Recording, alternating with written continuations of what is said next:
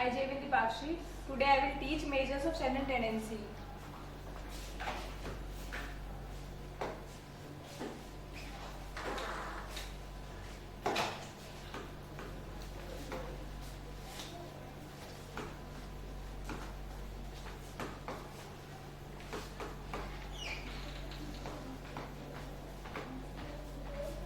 इससे पहले वाले लेक्चर में हमने देखा था कि मीन को हम कैसे कैलकुलेट करते हैं दो डिफरेंट सीरीज में। जैसे कि हमने पहले वाले लेक्चर में देखा था कि मीन है वो 3 सीरीज में होता है, इंडिविजुअल,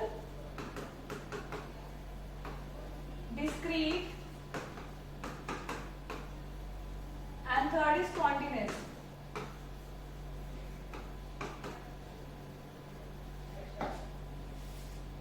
तो हम आज हमने हमने पहले दोनों ये वाली यूनिट्स कवर कर ली थी, मतलब टॉपिक्स कवर कर लिए थे। इंडिविजुअल और डिस्क्रीट में हम कैसे सॉल्व करते हैं ये हमने पहले वाले लेक्चर में कवर कर लिया था। तो आज हम पढ़ेंगे कॉन्टिन्यूअस वाला, कि हम कॉन्टिन्यूअस में कैसे कवर करेंगे।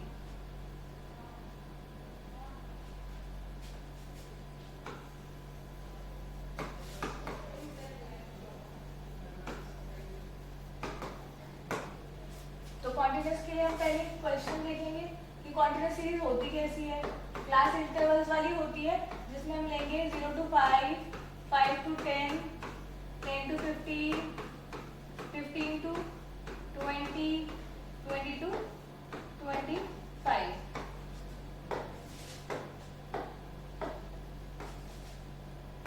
और इसके साथ होगी हमारी फ्रीक्वेंसीज।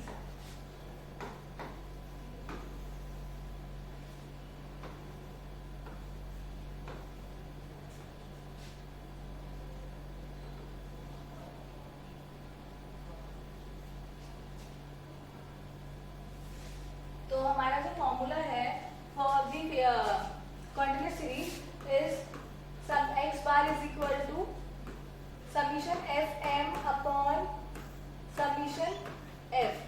तो हमने जैसे हमने एफ एम की बात की, तो हमारा m क्या है इसमें फॉर्मूले में, पहले हम देखेंगे m क्या है। m is mid value, because इससे पहले हमने डिस्क्रीट सीरीज की बात की थी, तो हमारे पास यहाँ पे जो वैल्यूज थी वो डिस्क्रीट नंबर्स में थी, यानी कि जैसे 2, 3, 4, 5, 6, 7। सो दैट हम लोग एक सिंगल वैल्यू ले पा रहे थे मीन के लिए, कि हमें जब फ्रीक्वेंसी से मल्टीप्लाई करना था तो हम क्या कर पा रहे थे, एफ एक्स कर पा रहे थे। बट अब हमारे पास यहाँ पे नंबर ऑफ इंटरवल्स है, तो इंटरवल के केस में हम क्या करेंगे, इंटरवल के केस में क्या होगा कि हमें एक इस पे नंबर देखना पड़ेगा ना कि किससे हम इस फ्रीक्वेंसी को मल्टीप्लाई करें, so that we get f M.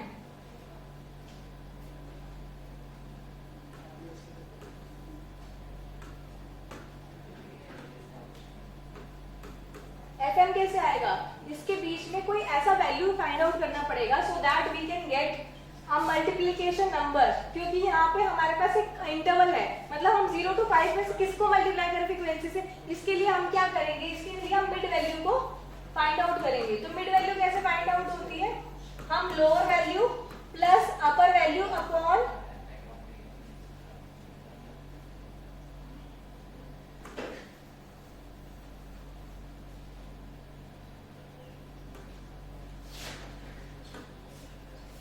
Lower value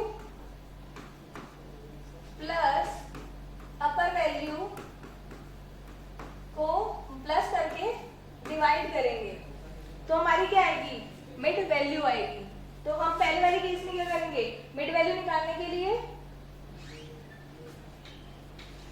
हमारा पहला वाला इंटरवल क्या था, 0 to 5, तो इसकी अपर लिमिट क्या है, लोअर लिमिट क्या है इसकी लोअर लिमिट है, लोअर लिमिट और लोअर वैल्यू इज 0। और अपर के केस में क्या है, अपर वैल्यू और अपर लिमिट इज 5। तो मिड वैल्यू का जो फॉर्मूला है वो क्या कहता है, लोअर प्लस अपर अपॉन 2। तो लोअर क्या है 0 एंड अपर क्या है 5 एंड देन डिवाइड बाय 2। तो हमारा क्या आएगा 5/2, यानी कि 2.5 is our lower value in first case. Days. तो मिड वैल्यू के लिए हम क्या लिखेंगे 2.5। ऐसे हम सारी मिड वैल्यूज को फाइंड आउट करेंगे। तो सेकंड उसके केस के लिए देखेंगे हम। तो सेकंड में क्या है, सेकंड इंटरवल इज 5 to 10। तो मिड वैल्यू क्या होगी 15/2 इज इक्वल टू 7.5। तो यहाँ पे क्या आएगा हमारा 7.5। देन नेक्स्ट में हमारी मिड वैल्यू है 10 to 15 के बीच में। तो 10 to 15 के बीच में आएगा तो 25/2। तो 25/2 इज 12.5। तो हमारी नेक्स्ट मिड वैल्यू क्या होगी 12.5। अभी हम देख रहे हैं कि यहाँ पे जो इंटरवल है वो 5 के गैप में है। जो इंटरवल का गैप है वो 5 के डिफरेंस में है। तो और हमारी मिड वैल्यू का जो गैप है वो भी 5 के डिफरेंस में है। तो हम क्या करेंगे, पहले एक दो कैलकुलेट करेंगे और हमारे देखेंगे कि मिड जो इंटरवल है उसमें कितना डिफरेंस है, सो दैट हम उसी के पैटर्न में आगे कैरी फॉरवर्ड कर पाएंगे।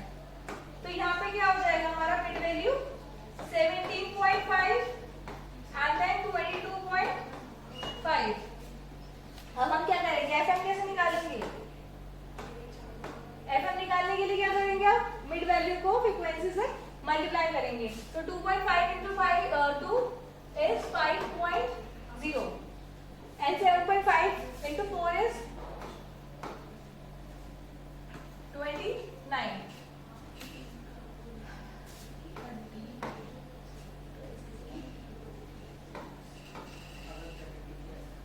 ऐसे आगे करेंगे, इसको 4 से करेंगे तो 2।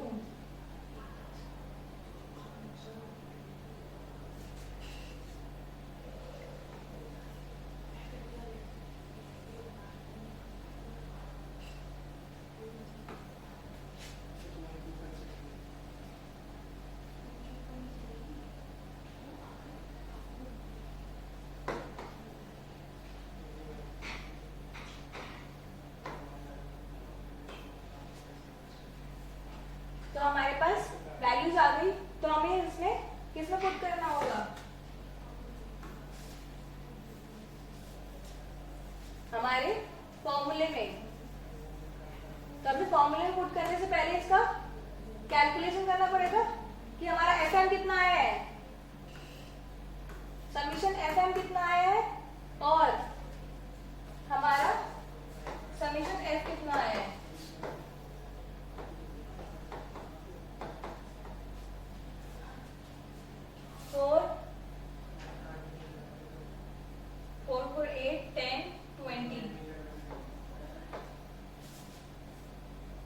और एफएम कितना है ये फाइंड आउट करेंगे हम। 15, 27, 30, 45,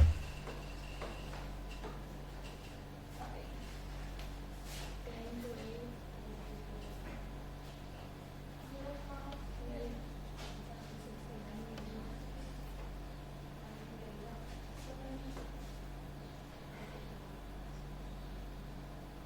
22। तो हमारा एफएम क्या आया 245 और सबमिशन एफ इज 20। अब इसको हम फॉर्मूले में पुट करेंगे इन वैल्यूज को। तो हमारा क्या आएगा, एफएम इज 245/20।